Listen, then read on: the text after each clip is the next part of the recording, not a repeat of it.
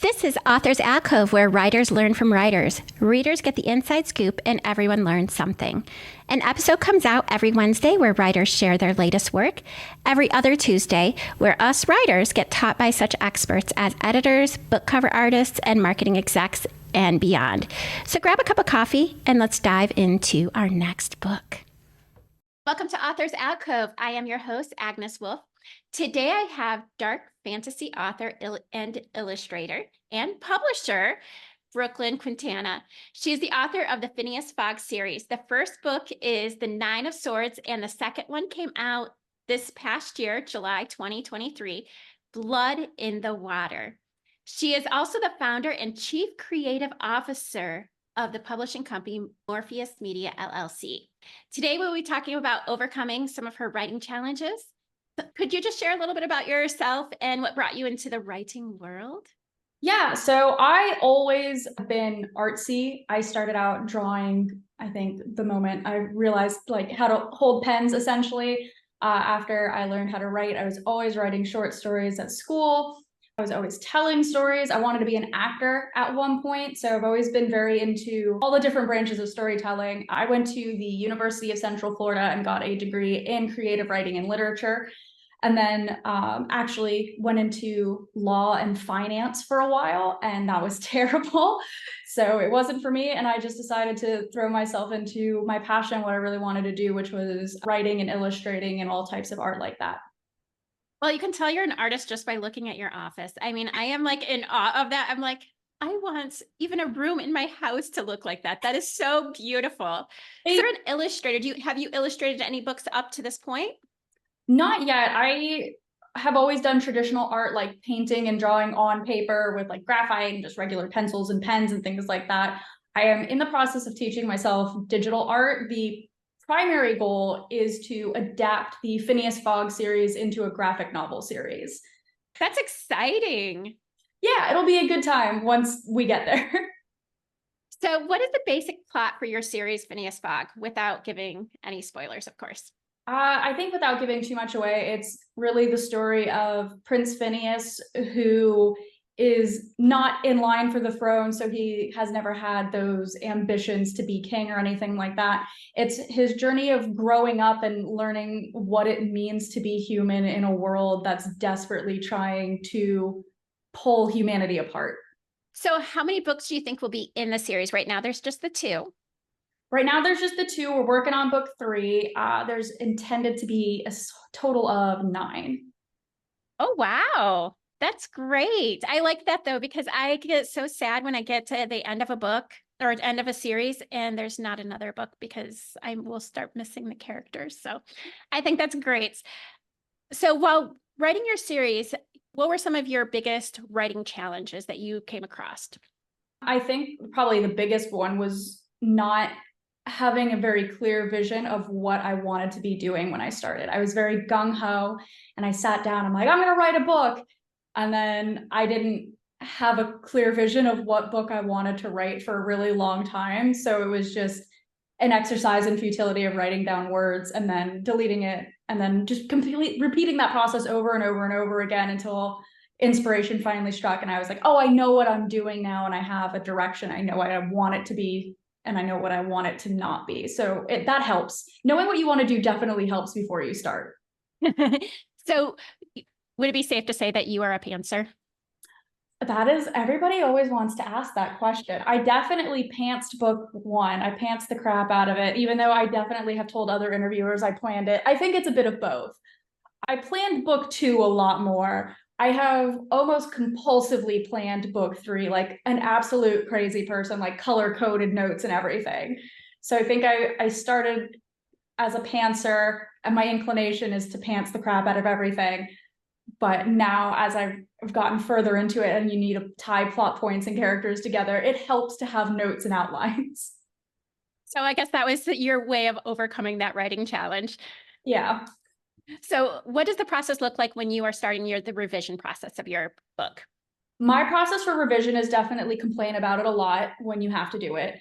And I will let everybody in my immediate vicinity know that I'm on to revisions and editing, and I hate doing revisions and editing more than anything in the world. And then once I get past my whining phase, I will try and carve out a piece of time every day if I can, or every other day, to knock out one chapter. I don't do more than one chapter a day because I don't want to be staring at the screen too long and missing things, or be bored or annoyed or anything, or pressed for time where I'm just going through it and I'm not putting in my full effort to reread every single thing super carefully. So it's usually just a chapter a day until you finally finish it, and then you whine some more about knowing that you have to do it again. And then we repeat this process 3 or 4 times before it goes to the editor. Do you do any beta readers or any ARC readers? I did for book 1, and I decided that process just wasn't for me. I get why people do it, more power to them if they do. It's not, I guess, what I'm going to ever do again going forward. Do you mind sharing why? I think there's like a couple of reasons. And again, nothing against people who do, obviously. I think one of the big problems was getting beta readers to actually read the book in a reasonable time period and not having to constantly be on them like a mother hen, like, have you read your chapter today? Have you read it? I need you to read it. That gets irritating.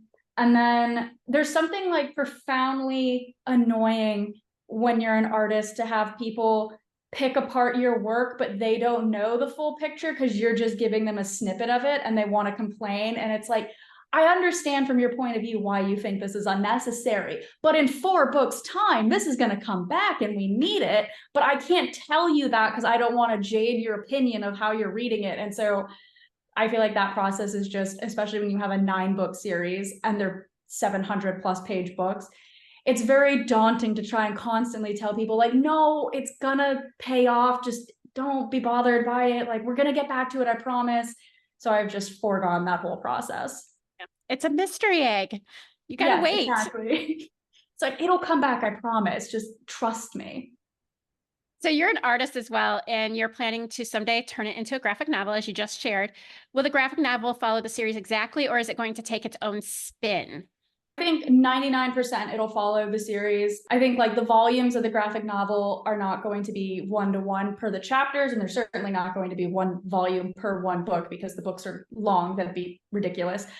So the goal is to like break it up into like 3 to 5 chapter chunks per illustrated volume of the graphic novel. But obviously, I think visual medium lends itself to a different kind of storytelling. So while the same events will definitely occur because you need those plot beats and everything for the characters and the story itself, you can tell it from a different point of view, I guess. And you can incorporate things that you couldn't incorporate in a written story because it wouldn't make sense. So I think that's going to be a fun part, is figuring out things that you can add into it for more layers and make that world more breathable in a different kind of medium. So you chose the self-publishing route, and you actually created your own publishing company, Morpheus Media LLC. Do you work with other writers with that, or is it just one that you're going to be publishing your own books through? Right now, it's just my books, but the goal is, once I've kind of established my brand a bit better, and I know a bit more of the business side of things, which is always a learning curve. There's so much to writing people don't know about because everybody thinks it's just writing a book. So once I kind of get better at that and I have a bit more footing for myself and I can then provide more stability in my own company, the goal is to bring on other writers who are, first-time published writers, probably younger authors, because I think the industry is really unfair to young authors. And it would be, I think, more beneficial and rewarding to me as just a person to be able to mentor and guide people who were going through a struggle that I would have previously gone through. And I can help people avoid those pitfalls. And then, as well as having that background with the degree in writing, really also helps, because it kind of, I can do a lot of work in-house by myself without having to outsource things. And I think that's helpful. That's wonderful. What was the process like for you self-publishing? What were some of the challenges, and what were some of the things that you thought were a little bit easier than you expected? I don't know. I'm trying to think of what I think were challenges. Other than writing the book, that was definitely the biggest challenge. Finding an editor is very important. Finding a professional editor who does the services that you want, because there's multiple types of editing services, is really important. And I think one of the most important parts of finding an editor is finding an editor you get along with. It's like, you don't want them to be your best friend, but you also don't want to be fighting with them or have different styles of storytelling. You need somebody who's going to jive with what you're doing. and the kind of story you're telling. So I think that's very important, is to not pick the first person. Send out sample pieces of your work and ask different people to edit it and see why they chose to edit it that way and what they're visioning for the story in your work. That's very important. I also designed my covers for both of my books. So that was a learning curve because I didn't want to do it. I wanted to outsource it and be like, I'm not a professional. I don't know what I'm doing. Please do it. And then I had this one layout editor who was like, I just looked at your Instagram.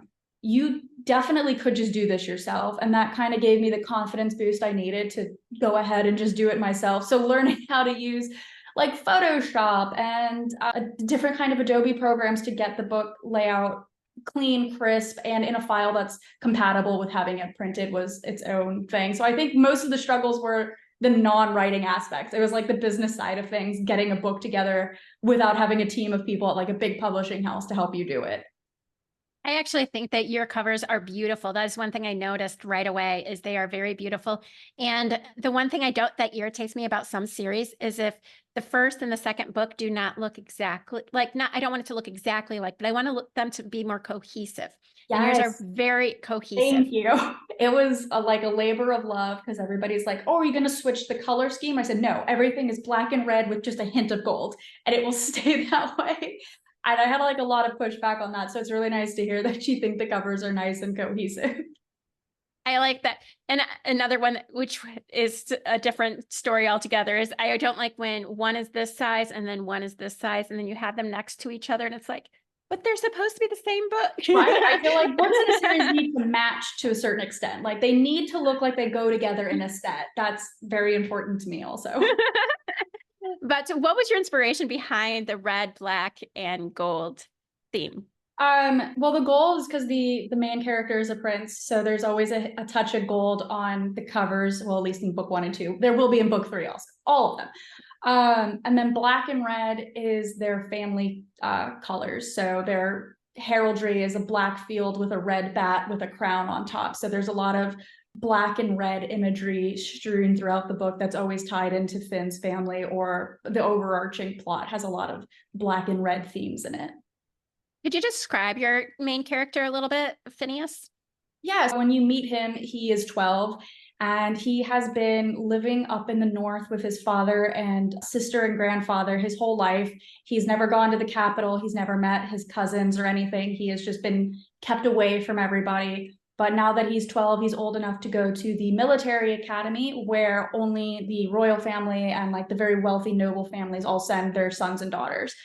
And so Finn in book 1 is very much this impulsive, immature kid who's just so excited to see other kids again and get to run around this tropical island with a sword.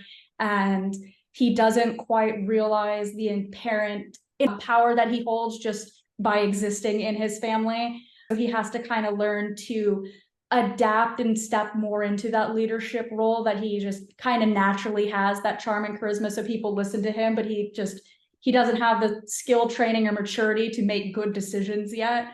And so he has to learn to deal with like the repercussions of when he does something, people are naturally going to follow him. So learning to deal with that kind of responsibility that one day, you're going to be in power, you're going to lead an army, and you need to learn to make responsible decisions. And all of this is going on while he's also trying to like not get killed by killer mermaids and talking spiders and all the other crazy shenanigans that are going on the island. So it sounds like you have some world building going on. What are some creative aspects that you added to your world that's unique to your world compared to other worlds that other people have created? I will admit this is a terrible thing for a fantasy author to say. I don't read a lot of fantasy books. I purposely stay away from them because I don't want it to influence the way I do anything. I mean, I'm a Harry Potter kid. I grew up with that, Slytherin forever, but that's really the extent of my fantasy reading. I can't say for like certain, like, oh, this is definitely 100% something nobody else does, but I think the jungle setting is unique. You don't get a lot of medieval jungle worlds. And I think the magic system is definitely more unique than most. And I know as I say it, I'm trying to be really vague because I don't want to give it away, but magic and fantasy doesn't sound unique at all, but it is, just trust me. And I think the characters are unique also. And I know that, again, a princely protagonist isn't unique in fantasy, but he's 12, but he's got other things going on, and he's not like Harry coming into Hogwarts warm and excited and full of hope and friendship. Phineas is much more, he's got sharper edges to him that he needs to work around. He doesn't immediately take to certain niceties very well. So he's got more of a feisty personality than I think most young fantasy protagonists would have. Also, he doesn't want to dismantle the system, which I feel like is another big YA trope everybody throws down, because he is part of the system. So he's like the opposite. He's just like, no, the system is good. We've got to keep it in place, guys. So would you consider it a young adult or middle grade? Because he's 12 years old, but it sounds like it has more young adult kind of themes. It's definitely not middle grade. There's a lot of violence. They're at a military school. Bloody shenanigans happen left and right. I don't know, would err against calling it YA just because the characters are younger. It kind of fits, but it doesn't hit any of those plot tropes that YA books normally do. There's no rebellion. There's no intense, love triangle or really love story going on at the moment. They're not trying to, like I said, take down any system. So none of those normal YA aspects are really in there. It's more like fantasy in the traditional sense, like Tolkien-esque. There's a magical world, like C.S. Lewis kind of thing. There's young kids who have to go on this adventure, hero's journey type deal. So it sounds like he would have been in, if he went to Hogwarts, he would have been in Slytherin.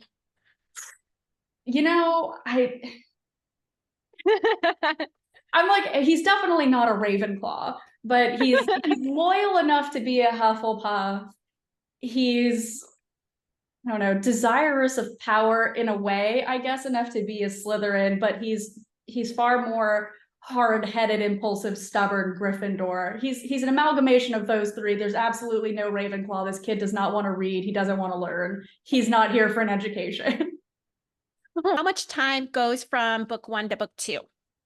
So book 1 encompasses a full year. So you're with Finn in the summer when he's heading down south to go meet everybody, and it ends after the events of his first year at school. And does each one follow a year, or is it going to be different for each book? I cannot answer that question without spoiling book 2. Ah, gotcha. And you can't tell me about the magic system either, because you said that would be a little spoiler too, correct? I mean, I can give you a brief. There's magic. People of the human and non-human variety can both use it, but in different ways. And there's a cult operating in the background who is tied into all the human and non-human entities and everybody who's doing magic, and they're kind of the ones pulling the strings behind everything. I wish I would have read it before I actually interviewed you, because it does sound like something that I will probably enjoy. So I definitely have to put it on my TBR. But anyway, I just want to thank you so much for being on here. But I do want to ask you one last question, and it's a question I ask everybody. What is one piece of advice you would give to a not yet published author? That's a really good question. I would probably say stick to your guns. If you have a vision and you believe in that vision and you've believed enough in that vision to write a book and edit it, and you have the desire to be a published author, and you're going out and you're either querying agents or you're learning about self-publishing yourself, don't let people dissuade you from what you're doing. Don't let people tell you you should do this or that with your story. I had plenty of people tell me, nobody's going to read a 772-page book that's not YA and it's not real fantasy. There's no romance. The main character's 12, but it's not for 12-year-olds. You're confusing everybody. And I just feel very strongly that if you care enough about what you've done, that you're going through all of this extra hassle that you don't need to go through. You could get a real job. Stick to it. Stick to your guns. You know what you did. You know if it's good or not. You know what your characters and your world is like, and you shouldn't let anybody tell you that it's not good enough. One thing I forgot to ask you is, you said you don't read a lot of fantasy, but who are some of your authors that you feel have impacted your own writing? Definitely. So not fantasy. I mean, other than I love obviously Harry Potter, we've discussed. So J.K. Rowling, I think that was a big influence because that's what got me into reading as a kid. I think without the Harry Potter series, I wouldn't have ever fallen in love with storytelling, in a written format at least. Edgar Allan Poe is a really big influence, and the poets Emily Dickinson and Charles Bukowski are very big influences, I think, on me as well. And I'm trying to think of, I cannot remember the name of the author, which sounds terrible because I totally should. But it was a series of books. The first one was called Montmorency. And that was the first book I ever read independent of reading with my dad, the Harry Potter books, where I really enjoyed the story and fell in love with it. And I ended up, when I was writing my book, the name of the school that the kids go to is Morency, and it was named after those books because there's like, it just holds such a special place in my heart. And you cannot find these books anywhere. I've tried to get new copies because I somehow lost mine from when I was 10, but it was a really great story about like a Victorian thief in Paris. They were good. I've never heard that one, so I'm very curious. There's another book that one of my friends just absolutely loves, and we cannot find it anywhere. And she said that she read it when she was like 10 years old, and it can't find it anywhere. It's the worst. It's so awful. I'm like, I really want a copy because I want to reread it and think if I still like it or not. But it was good enough for me to incorporate it into my own stories. I had those fond memories of reading it. That's awesome. Well, thank you again for being on my show. I truly appreciate you taking time out of your schedule to talk with me. No, thank you so much for having me. This was a lot of fun. And as for my listeners, I want to thank you as well for listening to this episode. If you want to check out her books, I will have the links in the show notes. I will also have her author page. And if you enjoyed this episode and would like to listen to other fantasy authors to share about their book, you can also listen to the interviews with Shel Cypress, author of Unmasking the Curse, as well as my interview with L.C. Khan, the author of Realm of Dragons. Again, thank you very much, Brooklyn. Thank you. Thank you so much for listening to today's episode of Author's Alcove. We will be back next week on Wednesday, where we will have a writer share yet another piece of work. Also, every other Tuesday, we do learn from experts such as editors, marketing execs, book cover artists, illustrators, and more. If you are interested in being a guest on our show, feel free to go to authorsalcove.com, go to the podcast tab, and then click on Be a Guest. If you're looking for a healed heart, hop on over to our sister podcast, Strength, Love, and Healing with Author's Alcove. You can find that on Spotify and the Apple Podcast. Thank you so much for listening today. Have a great day.